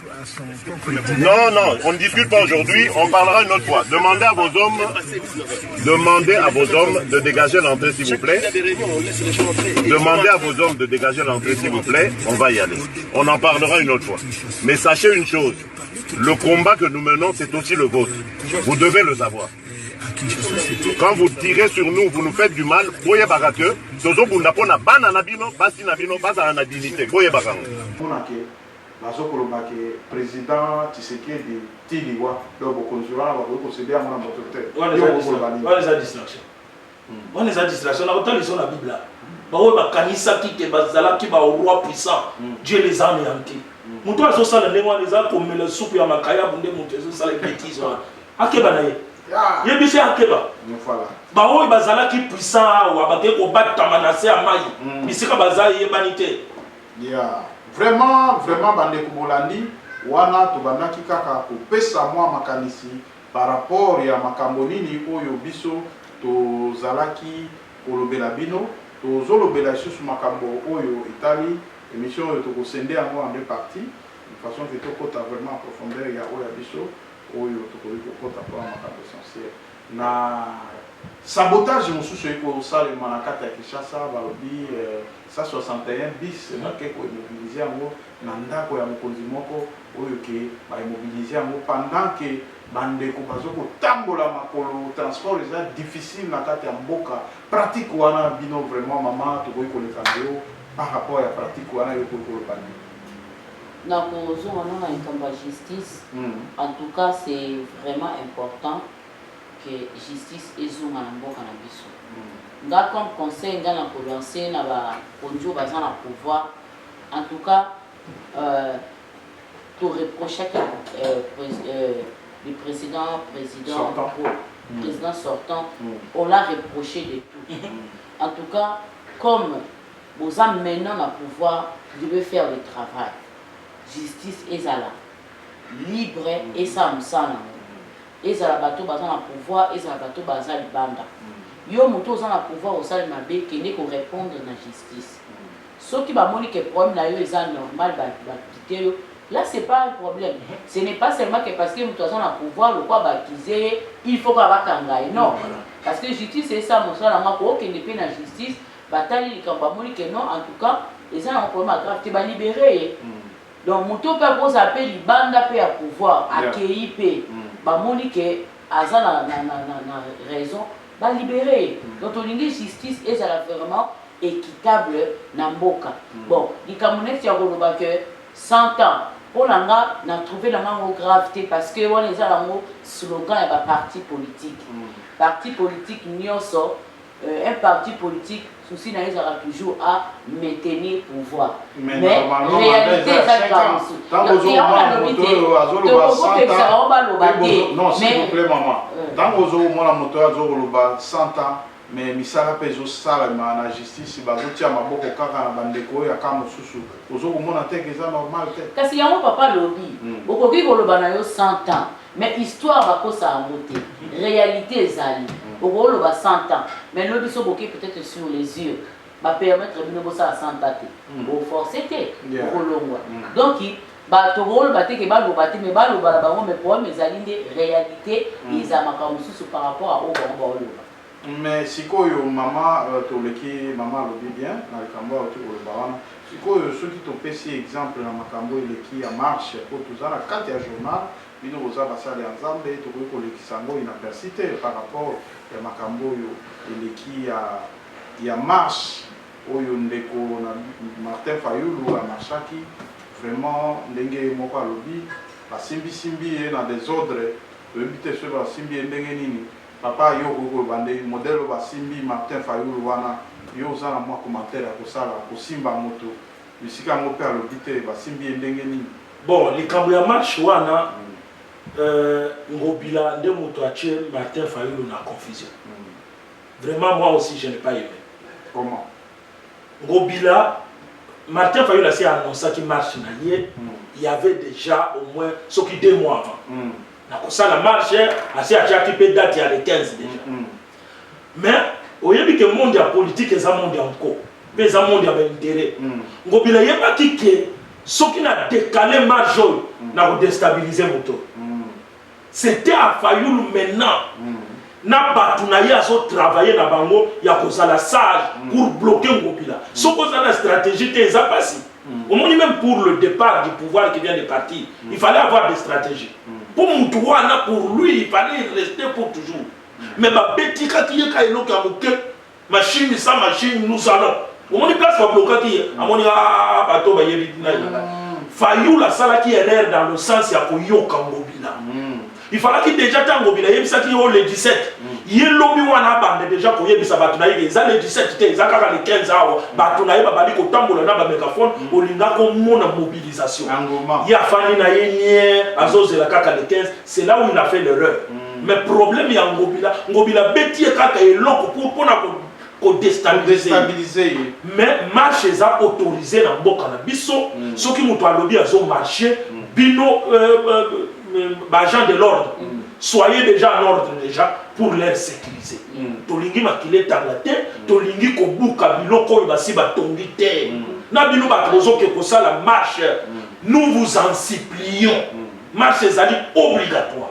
C'est le régime d'information. Vous les informez, bo pesi bango ke à tel jour, telle date, à telle heure tozo banda. Bo sécuriser bango. Bobuka biloko ya batute. Tant bozo buka, le pays revient en arrière. Le pays recule. Oui. Le pays revient en arrière. Net makambia mimi tuko uti kolobao. Jour moko salamaki na Congo transport ezate. Mais ceux qui 161 bis wana ezala en circulation. Est-ce que bato balinga baza na transport? Jamais du tout. Destruction wana nde toujours bon.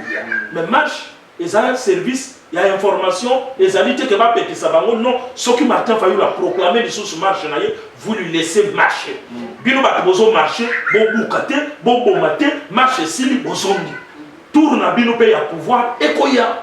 Mais quand on va simbi wana, tant mon sous Martin Fayulu azana moi, proportion en zoto, est-ce qu'il y a ça sous marche? Il faut pas au moins moto hôpital, ni tout ça. Na kamwa ki simba ba militaire wana to mona ke penase. Akoya ki père moko. Et ça m'a bé. Ezali mabe. Yango pe pour l'homme de Dieu pour ne pas vous interrompre. Yango pe banger musuto koyoka ke afingi mokonzi par rapport ya kanda pe tant mususu amoni ke vraiment ba humilier tina niveau wana. Yonde ko yozo sala ba télé là on a landa ke belé oh je vais aller accuser, je vais aller porter plainte. Ça n'a pas de l'importance. Nous sommes tous les Congolais. Nous sommes tous les enfants de même père. Ces pays-là nous appartiennent tous. Et ça n'a pas les Kambouté. Félix Yemoko a l'obité à ce que vous fondez. Ils ont porté garage. Oh, nous on est des droits de l'homme. Pour le moment, nous voulons que les choses marchent. Tant que les ont marché, Félix peut dire que telle place, ça ne va pas. Je dois corriger. Voilà. Je dois corriger. Dans l'opposition, il faut exister. Il faut y ça, c'est obligatoire. Parce qu'ils ont excité Bino Bossala. Parce que nous avons un opposant, qui est le diable. Le diable, oui. Mais il y a Satan, il y a Satan. Il y a Satan, il y a Satan. Pour nous dire que Satan, il y a Satan. Mais now, on va rappeler que le président de la République a prié à Kaza chrétien. Pour prier na bango, papa. On doit conseiller. Le serviteur de Dieu est occultiste. Quand on doit venir là-bas. Quand on doit venir là-bas. L'homme de Dieu. C'est un monde compliqué. Ça, c'est du mensonge. Ça, c'est du mensonge. Dans la routine de la vidéo, il y a un grand évêque. Un homosexuel. Wow! Dans l'église, on est le bateau plein. Loup-garou. Un homosexuel. Un loup-garou. Assemblée la gâte.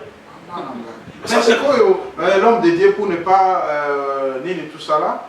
Donc vous interrompre. Donc tant que tout le monde a RDC Zalimbo Kabenji, et Zalimbo Kabenji, le temps où on sous-soupé, tata mokonzi actuel, au tango azaki na tango Kabila, babandaki pe au fin à Kabila. Pour le bakeo yoboye. Yoboye, tout ça n'a pas image, biso tout ça bateau, tout ça n'a pas image. Voilà. Bah son peut-être beaucoup moi son. Perturber la liberté des gens, c'est quoi ça? Non, non, on ne discute pas aujourd'hui, on parlera une autre fois. Demandez à vos hommes de dégager l'entrée s'il vous plaît. Demandez à vos hommes de dégager l'entrée s'il vous plaît, on va y aller. On en parlera une autre fois.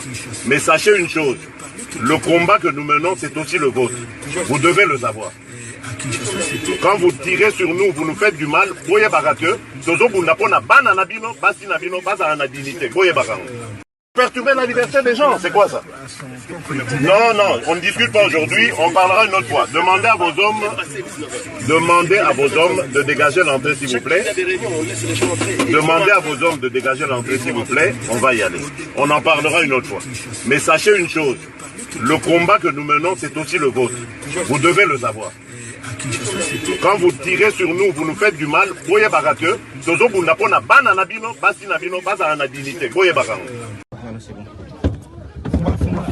Fongola. Fongola kotaka bongo. Déverrouillez. Saute derrière. Qui va. Benani.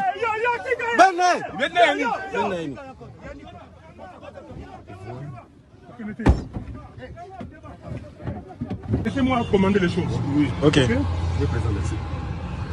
Ouais, c'est là. Ouais. Bololé.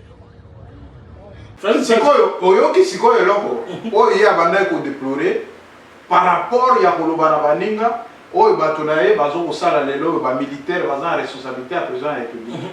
Bakeko simba Martin Fayulu ndenge batete misape yango soki oyo amiso soki wapi toyebi moto yazali akomi kolela oyo basimbi ngai basimbi yo wapi basali yo nini bon toyebi te etat na ye lelo soki aza normal namonaki mpe point de presse na ye vraiment azali bien portant nayebi te kosimba yango ezalaki soki ndenge nini mais tala nano chef de l'état ndenge alobi awa. Ça veut dire qu'il y a des gens qui déplorer ma camboana, il y a des pratiques, il y a des brutalités, ainsi de suite. Mais les gens pourquoi il y a autorisé que des connaissances ou des qui n'ont dit bah ça les biloko ya banda ko déplorer. Et l'autre son salama mukepo na moni loko perturber la liberté des gens, c'est quoi ça? Non, on ne discute pas aujourd'hui, on parlera une autre fois. Demandez à vos hommes de dégager l'entrée s'il vous plaît. Demandez à vos hommes de dégager l'entrée s'il vous plaît, on va y aller. On en parlera une autre fois. Mais sachez une chose, le combat que nous menons, c'est aussi le vôtre. Vous devez le savoir. Quand vous tirez sur nous, vous nous faites du mal, voyez bagateux,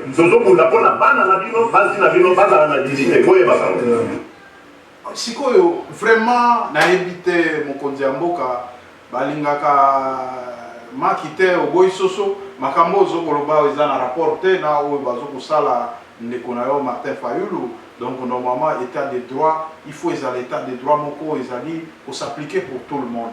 Vraiment oyo ezali vidéo il y a président de la République tango nano akoti na pouvoir te na kanisi Hollandi eloko nini okoloba par rapport eloko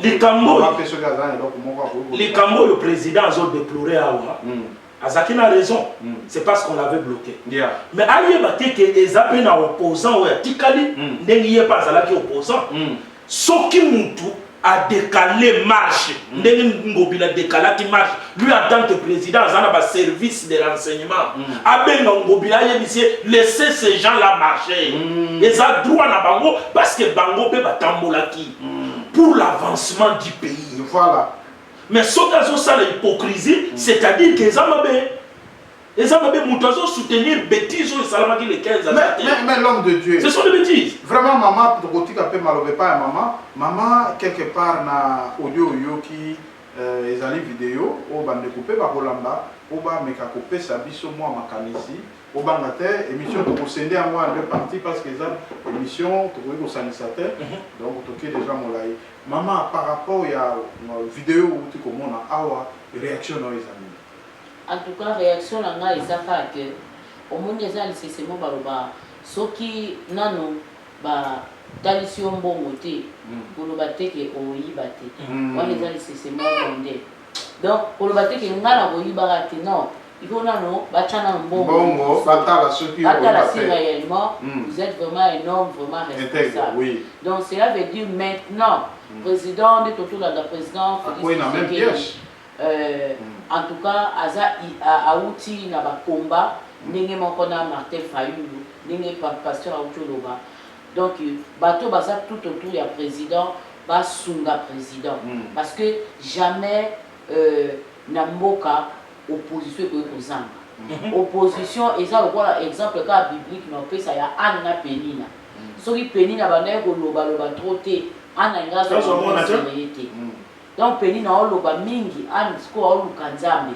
Donc quand Martin Fayulu asna batnaye ba posa baza koloba bazotalisa ba erreur ezate parce que basala soki président ndeni non quand baotalisa ba erreur wana faut président batne ba yokaka bato opposition baoganga likolo likambo c'est que faut to sani to bongisa likambo bato opposition bagangi likolo likambo opposition eza ba gardien du temps opposition ça wana zo ganga zo belela même si basali yango opposition moko extrémiste ou bien ndeni mais muto oza na pouvoir yo zala nde muto a stratégie zala muto litoi tant Martin Fayulu moi je crois que soki batikaki Martin Fayulu na ba marché je crois que des autres écoles ça m'a bakokaka ko encadrer bango parce que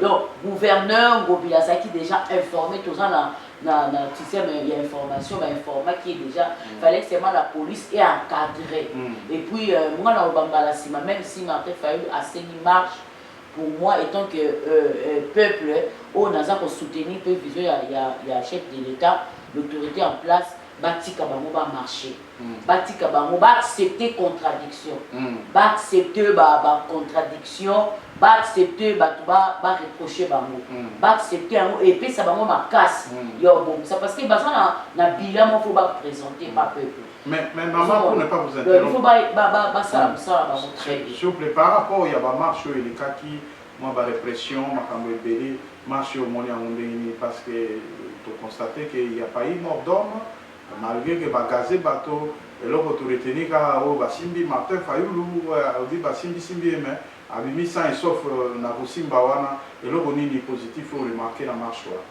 Tu n'as remarqué que ce qui la police a ça qui m'a ça a été marche les avis. Le voilà. Marche les avis vraiment très bien. Et ça qu'a juste non on senga la la police ba mais un peu pour comment est-ce qu'on dit ba enseigner la policier na biso parce que on a un soldat naza mona ya policier la coquille bien sûr Martin Fayulu azali na kanda parce azali na kanda mais quand on même appelle mutumisika jusqu'à inciter tout le monde donc c'est pas bien parce que ba soldat la biso ba fa ezali mais basoda na biso baosala mosala na badifficulté ebele barégime nyonso eleki awa batenaki vraiment compte na bapolicier te na bamilitaire te donc baosala mosala wana bato malamu bazala namonaki meme ezalaki na bagénéraux bamajor mo bazalaki na balobi non faut pas toucher donc cela veut dire il y a des bonnes choses sentir que vraiment et puis il y a une différence parce que autant il y a un régime autour des cas c'était très dur c'était très dur mais aujourd'hui tout le monde a moins j'ai aimé parce que il n'y avait pas la police qui n'a pas quitté malgré bagazé batou petit batou qui n'a pas quitté mais tous autres déplorer un mot il faut que marche Salema bâti comme un journaliste ça librement pour aider le président et ce n'est pas que quand on est aux en contradiction dans moto vraiment merci maman. Oui, maman symbole pena lobby makamodenge ezali papa toleke pana yo par rapport ya komona entourage ya président Félix Tshisekedi est-ce que ma collaborateur na vraiment bazo sunga na mosala ou bazo kosala ou bien bazo kokotsa na kati ya libulu eloko wana na kopesa yo exemple na 2006 Sonny Kafuta le pasteur, l'évangéliste Sonny Kafuta, azoteya un jour, azoteya à lobby, et là comment est ça qui est passé. Moi na mukeo ya bandaki koyemba jour na a sala qui manifestation na église na ye. Moi na mukeo na yembi église ebini. Mais tant que l'église est signée, c'était 21h. Il y a tikali na bureau jusqu'à 23h. Tant azo zonga na masina kwa ke ko samblela mutu amoni mwana wana azo tambola makolo so alobi eza mwana wa uti koyemba ta tuni ba proche na alobi eza mwana wa uti koyemba ba telemisi mutuka ba tuni mwana wana yonde mutu uti koyemba wana na convention tozalaki na bo balobi eza ngai mais ozo tambola makolo bo ba pesa ki o transporter alobi papa ba pesa ngai le côté 23h Sonny Kafuta, là c'est Sonny Kafuta, ils ont témoigné. Amphithéâtre ya kitoko makasi. Il y a, mais à Teyaki, moi non yaki koyemba, a outi masine makolo, a silisi koyemba batu babini. Au lieu même de payer transport et pas y a ba collaborateur na yembo koti, ba boy ko pesa moi na wana transport. L'enfant commence à retourner à masine à pied. Non, nous sommes Sonny, il a témoigné, il a prêché. Voilà en 2006, les camarades. Il a prêché. Ils ont fait cet exemple dans la chair, dans l'église. Malheureusement, nous avons fait il ont regretté entourage. Voilà, ok. Dès qu'il entourage. Tant que tu si vite, bazumwa na wana, ba déposer yenanda. A kamati $100, à pesi moi na wana. Azo c'est lobby na tongo. Zala le premier dans mon bureau, je vais te recevoir. Pour la mine la joie exemple entourage même na musala na nzambo tozo sala oyo. Soki aux amis sumilaïté. Entourage na yo pe ba kokimisa bandimi. L'homme de Dieu. Je vous dis la vérité. C'est un monde compliqué. Yozo kanisa ke bato ofani na bango makambo eleki bien, mutu te na yaki makambo esili bien te. Entourage. Ce sont eux qui amènent beaucoup de présidents africains dans le malheur. Félix à cause de la naïa, ça n'a problème de. Mais ceux qui l'entourent, c'est à lui d'avoir un œil lointain. Pour nous côté là que bisotant aux ala qui va opposant, to banaki ko marcher. Voilà. Bah tu n'as biso pe banaki ko finga. Biso pe to banaki ko sala elo to supportaki. C'était pour que les choses changent. Les lois n'aient pas besoin de pression pour que ma caméra ça nini ait changé. Voilà. N'a apaisé l'esprit. C'est comme ça avec un père. Mais ce qui a offensé les kaka biro aux Hollandais batonayo, ya mo zomo na ka tomba yo bête yo bal kaka na kiti. Pour ne parce qu'il y a eu l'infiltration, il y a Satan. Bah, sataniste, même dans le kilo, même dans la place de l'église, Bazali. Bon, l'homme de Dieu, il y a un peu mingi. Il y a un lobby, question d'anga, il y a moi me poussé, mais on me dit dans dengue à kilomètres, malgré ma qualité au PC, il y a mingi, mais dans dengue à clair. Est-ce que ba collaborateur ya chef de l'État Félix Tshisekedi bazoko sungaye 90% bazo sungaye. Je suis clair. Donc 10% de baotiel moi le sungia mon 10%. Les lots. Na kotinda le vidéo wana bien na kopesa yo lien au kutala. Mbongo ebini 40 millions de dollars pour construire la maison présidentielle. Félix a signé. Babimisa 40 millions de dollars. Et puis ma basala palais présidentiel. Ce qui a accueilli président Oya Koya pour na Congo président Zangalanda côté. Oui. Mais Oya Bimbo ebini combien 100 millions. Mais la 100 millions Oya Bini à ta fondation et bandi na nous mais Mbongo c'est bini. Et qui wa ba collaborateur. Oya bendi 10, Oya bendi 20, Oya bendi boye. Sur 40 millions, 60 millions Oya Bini à Nicolo, ba collaborateur ba kaboli. Mais tant que Félix a eu besoin d'informations, très fâché, mais a trouvé une solution. Est-ce que 60 millions tout le monde a voulu pas collaborateur? Il y a un autre qui mais si quoi papa tant que tozo goloba IGF, tozo nga makambo IGF, pourquoi batu bazo ça la détournement wana? Ya mwana tozo nga peto pesa maman Olive moi kopesa quand même raison na makambo loba que justice est comme sélective. Bateau bazo ko sala boza na entourage ya mokonzi baza ba intouchable okomona ka bazaki ndala bande ko mususu bazo ko likana makambo bazo ko zo bango ozomona te que justice na biso nous déplorons ça ya mona yo lokuna uti ko pesa yo exemple au monde même na musalo tozo salo ya nzambe yo moko petelema kotala kapeka ka que non l'intercesseur a dit kotala kapeka que le modérateur a dit non na ACK to koma ka série moko na ACK bandal avec bengana tout le monde na ba yem na ba intercesseur na ba collaborateur na ya bengani bango ye moko modérateur ye moko prédicateur wow pona nini batu bazali mongo côté boye bakaboli oyi bazoke ko présenter pa ya papa Isao et mona na kité ta mo soupe ba mona ke papa pe moi flambeau batu wana bazalaka ata okamati $1 million au PCA mais on l'a envoyé pour détruire l'œuvre.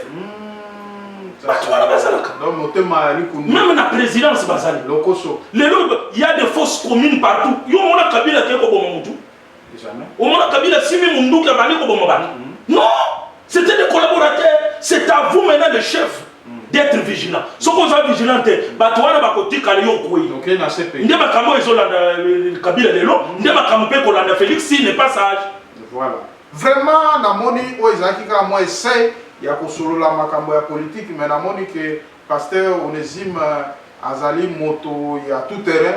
Ce que Sengi Keto, le makambo politique, Yepe, Azana Makanisme, l'âme ya politique, parce que Oizali émission ya Bosso, to Beti Ango, na kati ya plateau, na biso kitoko, Oya Lelo, na kati de inauguration, Boyoki Makanisme, il y a pesi par rapport au gouvernement. C'est pour vous dire que désormais, to bando ça l'analyse, na plateau na biso kitoko, Oyo, to livrer Ango pour na bande konyo sur Ayowa, Moto Azana quand même une idée par rapport au gouvernement, parce que ceux qui ont s'occuper de la politique, ils ont que politique et s'occuper de yo. Donc il faut avoir un œil, basal et ensemble, batunion so, bako pesa biso makanisi par rapport à mboka na biso. En tout cas, beaucoup za la bienvenue. Donc plateau qui tombe pour salut kaka pour na kolanda bino. Maman vraiment pour to comme to komi pena na suka par rapport et lokotolobi, il n'y a pas de mauvais chef, il y a que de mauvais troupe na likambo zokoloba. Est-ce que danger nini ezali par rapport ya mokonzi ya mboka kofanda na ba collaborateur oyo bakopebisa confiance na ye epai ya population makambo bazoko sala voire même likambo oyo toyoti koloba ya arrestation bainterpelaki oyo chef ya parti ya IDPS oyo Kabuya secrétaire général m'a interpellé nata mokolo moko na kachote même pas semblant bakoki kosala te kanga ata motema une semaine fanda na kashopo to meka kocréer ata mo eloko kaka pou mbala moko oyo mosusu toyoki komona oyo ya makambo ya nani ya santé oyo nani azalaki eteni longondo vraiment bapesi liberté provisoire tandis que bakamere bato bakotaki liboso na ye batikali na prison bandeko bakotaki liboso na ye bakei akoti lelo lobi apini finalement ozokomona te que état de droit ezaka sélective conseil nini yo kopesa na mokonzi ya mboka par rapport ya makambo tozokomona surtout biso bato tozozala na mboka oyo internet ezali full à tout moment tozozwa bainformation ezokowuta epai na epai voire même baingénie mosusu ezokoleka kuna na kati ya banini toza nango memoire todiffuze babiloko mosusu ya babanalité ezali te tokosélectionne kaka biloko ya malamu mpona kosalir mboka te. Donc yango wana tokosala mais toza na bavideo ya bamakambo ebele bapratike oyo ezokoleka conseil nini yo kopesa tant que mama mpe mosala ya nzambe na mokonzi ya mboka par rapport ya bacolaborateur iguanodon oyo bazokoentoure ye bazolinga ke vraiment population ayina ye mpo une bonne partie ya bato bakomi koloba mabe na part ya mokonzi ya mboka eloko nini okolokola. En tout cas, on a rappelé d'abord Mokonzi ya mboka et puis na bakonzi ya parti cher ya président de la République boza lisusu na opposition te boza maintenant en exercice. Donc il faut avoir conscience que mboka eza siko na maboko na biso babosala mosala surtout likambo ya justice ezopesa passe biloko babongo balobake ezangisa bato maloba koloba parce que les gens s'attendent beaucoup na Félix Tshisekedi. Voilà. Peuple congolais vraiment jusqu'à présent malgré ma faillite mais confiance à Mokonzi ezali. En tout cas Mokonzi eza grâce pour na ngai nazopesa conseil wana eza vraiment grâce. Mais nga na kosenga Mokonzi ya mboka atelema. Mokonzi akala azalaki oyibi akotala te. Obomi akotala te. Lelo oyo eyela ye ndongo na nzoto. Moye pa wangana ezati. Lelo oyo pe batu pe bakomi kokufa. Makambo pe mabe ko mosalema. Mokonzi ba président de la République bakotala bato bazototour na. Bakotala kaka yo président. Il n'y a pas de mauvais troupes, il y a que de mauvais maîtres. Donc président de la République, tu dois vraiment taper la main sur la table à ce qui concerne la justice. Et c'est que IDPS baza déjà dans le pouvoir. Il y a certaines choses où bazo ba propos musu bazo tenir ils ont sa fierté. Ils ont dit nga na zo batango to za ba miki IDPS ali parti moko vraiment. On est Papa Tshisekedi donc c'est quelqu'un de grand. Donc en tout cas bandeko batikali bakambi o bazo kamba lelo. En tout cas, vous recadrez même les militants. Vous insultez même les banzoto, tout insulte donc il est qui. Vous avez maintenant le pouvoir. Donc vous avez la tête pour laisser batou lipa na 0 francs. Vous quittez ni mbisi, vous quittez ni vous avez un pour la éducation, pour la merci, pour la merci ya mboka. En tout cas, ça fait mal. Nous insultes pour qu'on sort. Donc il va conduire à partir à IDPS toujours monsieur Augustin Kabou, il y a vraiment il faut qu'on soutenir le chef de l'État mais la bandenge moko il y a malam et mon condescendant atala mingi vraiment ba collaborateur parce que tozo yo quand tozo na bamboka tozo tala makam ezo o collaborateur bogo ba mutu bakangisi eza mutu boya sala ka président eza mutu boya et ça m'a bé. Et ça m'a bé, ça fait très mal. En tout cas, le Konzambo a téléma. S'il s'agit même, il y a Longo là-bas. Merci. Vraiment, maman, et donc le biwana est vraiment important parce que les Congolais ont passé à Congote, le bazar n'a tina kunate, biso malgré tout là, la bamboka oyo, tolia kapona nzalate, tolia kapona kosa. Mais tant que vous avez fait fandi botolo bela makambamboka tozana ma famille er moko kotinda kabambongo kotinda mbongo bobaninga bakosomba eloko kala mingi te sili bato balingi donc osomona kemboka ekomi lokola avec extraterrestre vraiment toko saluer pe moi quelques misalo ezokosalama na nzela ya gouverneur Gentili Ngobila vraiment a éclairé ville ya Kinshasa vraiment bravo gouverneur biso nyonso tolingaki to sataniser mais tout le monde quelque part mosala ezokosalama malembe malgré que bandeko bazokolela makambo ya marché central. En tout cas il faut potia miso na marché central parce que marché central wana bandeko bazokofuta baimpôt bazokofuta babiloko bataxe na bango, mais bamama bakomi koteka na bacondition oyo ezali normal te. Il faut kotala yango malgré moto ya nzala baprometaka immeuble te. Tomoni ke bamaquette eza ebele, baprojet ezali ebele, mais ozokoembrase nyonso au même moment okose perdre. Il faut se focaliser na eloko moko osilisi achevé comme ça tokoyeba vraiment tokomi na suka ya émission na biso vraiment oyo ezalaki mwa liso ya basali ya nzambe par rapport à politique. Sikoyo bandeko tokomi na suka tokokutana mikolo oyo ezokolanda. Vraiment à la prochaine occasion. Papa pesa mwa mbote muke, mama pesa mbote muke. Zamba pambola bino yo motozo landa biso toza batu tozo senga na yo partager la vidéo na biso, abonnez-vous massivement, tindele biso commentaire na yo, ozana posi ya koleka na émission, ezala social, ezala politique, ezala makambu ya église, chaîne eza ouverte, numéro ya Full Power Télévision, eza wana, partagez la vidéo na biso, tindela ngo bandeko na yo, abonnez-vous massivement. Nabosa na kate, nazo pesa mbote na madame na yo, madame Zamba Pambola yo, na service au salaki, na landaki yango na Facebook, Zamba Pambola yo abakisa yo lisusu, ba révélation, na pesi mbote na chair de ma chair, l'os de mes os, Mama Yuyu, que Dieu vous bénisse, pour na nyonso zo sala, pour na mobali na yo, Zamba Pambola yo. Yeah, vraiment maman, yo pe oza mwelo kasuka. En tout cas, bandeko balandi biso, toyebi nyonso te, ba suggestion na bino tozo zelango. Bisika tolobi malamu, gloire à Dieu, bisika tobebisi bo yeba pe na kosunga biso mbala nsima mpona tobongisa. Napesi merci na nzambo a permettre miso esalema. Merci na mokolo chaîne oyo Full Power TV qui est mon mari. Merci beaucoup papa. Et merci aussi au pasteur Onésime pour ma révélation, pour la suggestion naïve vraiment. J'ai aimé et bino penzamba pas mon bino oubliez pour liker et pour aimer ma vidéo et pour partager et puis abonnez-vous sur Full Power TV.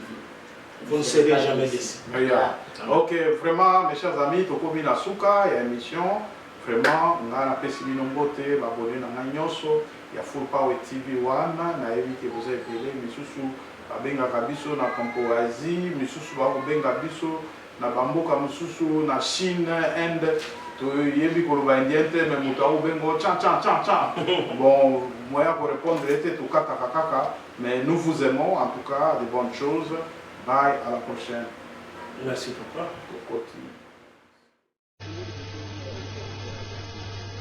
Le ministre des Transports, Voies de Communication et des Désenclavements, Chérubin Okende, a effectué le jeudi 16 septembre 2021 une descente dans la commune de Lancelé. Il était accompagné de l'équipe dirigeante des Transco. Chérubin Okende a fait une découverte des 161 bus de marque Mercedes alloués à Transco dans le premier lot, abandonnés dans 2 concessions privées situées à la 3e rue Nouvelle Cité. Déplacés depuis l'arrivée des 440 nouveaux bus, ces véhicules sont à ce jour dans un état déplorable. Pourtant, selon la nouvelle équipe dirigeante des Transco, $1 million avaient été décaissés par le gouvernement pour les réparer. En soi, nous avons envoyé pour gérer l'entreprise dans une période de crise. Et parmi les constats catastrophiques que nous avons eu à faire, c'est notamment le stockage ou le cantonnement de ces 161 bus sans motif quelconque. On les a même emmenés alors qu'il n'y avait pas de grosses pannes. Mais le constat est malheureux, tel qu'il y en a qui n'ont plus de moteur, qui n'ont plus de pièces essentielles. Voilà pourquoi, en tant que gestionnaire, nous avons une autorité de tutelle. Nous l'avons appelé pour qu'il vienne voir le constat que nous avons fait et qu'il rapporte à qui de droit. Pour Chérubin Okende, l'état dans lequel se trouvent ces bus est un sabotage des efforts de l'État. Il y a des criminels qui méritent d'être vraiment mis hors d'état de nuire à la République. Ici, nous venons de faire le constat de 161 bus cannibalisés, sabotés, pour décourager l'effort du gouvernement. Il faut noter qu'il y avait même de l'argent qui est sorti du trésor public pour réhabiliter ces bus, mais tout cela, Dieu seul sait où est-ce qu'on a destiné.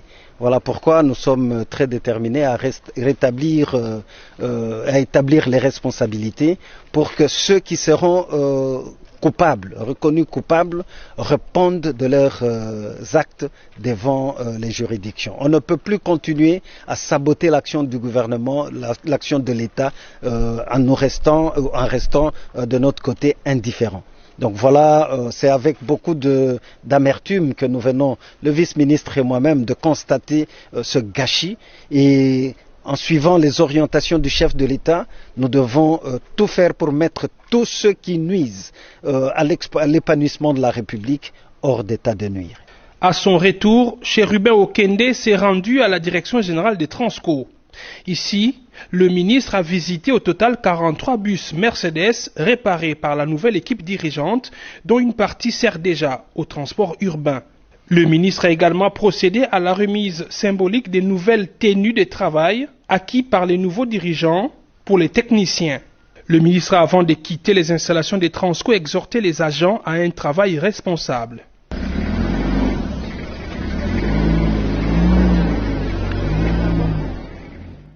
Tribaliste.